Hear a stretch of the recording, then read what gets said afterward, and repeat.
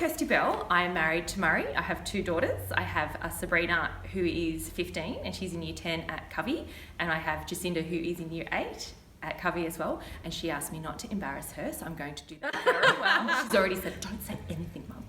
And I am the dog mother of Bruno. I love Bruno. He's our 3-year-old Puggalee, and he turns 4 on the 31st of October.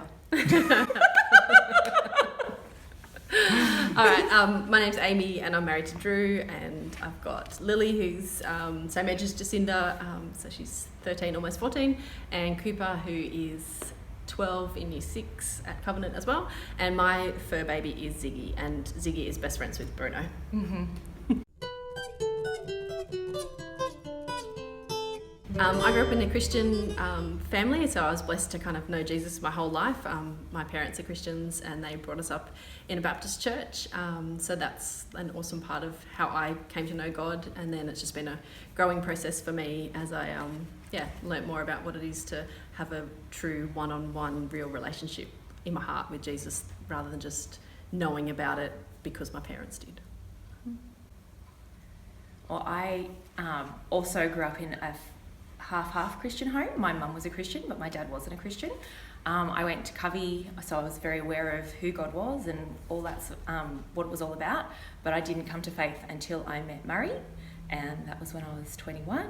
And from there, he encouraged me, and I became a Christian from that. And my faith has blossomed from there. Oh, I think it's obvious. She's really funny. Totally. Funny all the time. We laugh a lot. That was what I was going to say about you. Yeah. The laughing. I think the laughing, and that we can talk about everything, but then talk about nothing for ages as well. Yeah. And like deep things and nothing things. Yeah. Yeah. And we help each other. Yeah. And I love that we live close by, so there's a proximity thing that we joke that we should have a key to each other's house and that sort of thing. But it's so nice to have a friend that's around, and we have same faith, and we're super different. Yeah. But we are. We're so different. We're good at seeing each other's side or sharing the other side of it, so that perhaps we're not so bemused. Yeah. That's the right word, about why things are happening in a certain way. Yeah, it's good to get the other person's perspective, because it's always the totally opposite different of what we would have to thought. our own one. Yeah. Even though we've got the same faith, and we have got heaps of same interests. Definitely. But even though we're really different, so I think that's a nice thing. And Kirsty's super caring and really nice. kind, and all that nice stuff as well. Well, I suppose I did youth group when I first joined the church. So I was a youth leader for lots of years, and quite challenged to kind of live my life actively, like the things that we were teaching the kids, like walk as Jesus did and those sort of things, to model that in my life. So I did that for quite a long time, and then I felt like I kind of got a bit too old to do youth group leading, and so I think that was probably before we had kids, so I stopped doing it because I just felt like I didn't have the connection as much as the younger leaders. But then I think that's probably part of the reason why I wanted to do scripture teaching, I think, because I still wanted to be able to share the gospel, and that was an opportunity that came up. So when Lily was a baby, we must have talked about it at church, I think. We must have needed leaders or something, because I don't remember sort of seeking it out, but so there must have been an announcement about a need, and I thought, well, I could do that. And it's just such a great opportunity, and I just really love being involved in it over the years, and just the opportunity that you get to go in there and tell kids every week about Jesus and stories from the Bible. It's just this awesome opportunity that you have. I don't feel like I'm that great at it because I'm not a teacher, but I think at least you give your gifts to God and go, well, here you go. I'm going to try and be prepared and all that sort of stuff, and just hope that God uses those words from the Bible and those stories with the kids somehow, and they might think of it sometime in their life. But I think I became involved because someone would have stood up the front and said there was a need, and I was at the point where my girls, I think Cindy was in preschool and Sabrina had just started school, and I realised that there was a window of opportunity there that I could do that because I suddenly have this time.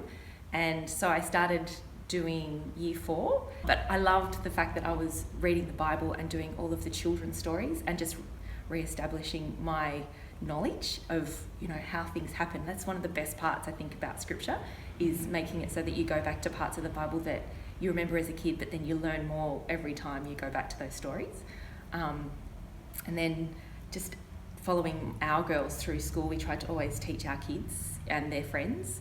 Yeah. I love the opportunity that it is also to share the gospel, because church over the years has always been super encouraging of us to actually vocalise our faith and evangelise. And I often think, I'm not an evangelist. It doesn't come naturally to me. But scripture is the perfect opportunity, because at a less threatening level, you get to share your faith and your personal experience and your gospel that you know and love. You get to share that with the kids like weekly. Yeah. So I think it's a great way to share your faith. There's a lot of older people that teach scripture, and there are these, that has kind of encouraged me over the years as well. There's like ladies in their, like, I don't know, 70s and plus that are these faithful scripture warriors. And I think that is awesome that they've been doing it for all these years. And I like that. So that kind of keeps me going as well. Like, I'm like, I want to be committed to it and be like them, you know, and set that example and build the relationships with kids. I still remember my scripture teacher from primary school, so I'm hoping that, and the stories that she shared with us, she was a beautiful Christian woman, and I hope that that's something that we can do for these kids, is that they'll see us over the years, even when we see them at the shops and things like that. It is fun, because some of them are like, oh my gosh, hi, and they want to talk to you about scripture and things like that, so that's fun. Maybe we can just pray that we can still keep doing scripture. That's probably the big thing. I think as COVID progresses or regresses, it'd be nice that we can still keep doing scripture. I want it to be that we can keep going into the schools, because we can still connect with these kids that can't come to church. I think it's really important to have active faith and then be in some sort of service acting out your faith, whatever that looks like. So I suppose, and like for balance in our lives, that we can do all those things, like raise kids that are trying to be more like Jesus, and that we are trying to be more like Jesus ourselves, and that we're actively engaged in however the church looks like at the moment. I suppose just a prayer that we would really hold firm to God, because it's not the church building or whatever that makes us a church, or, you know, that's not the relationship that we have with God, the building. It's having those connections with the heart, and how that looks in your own life, and how you do that with your kids and your spouse and your friends and all of that sort of stuff.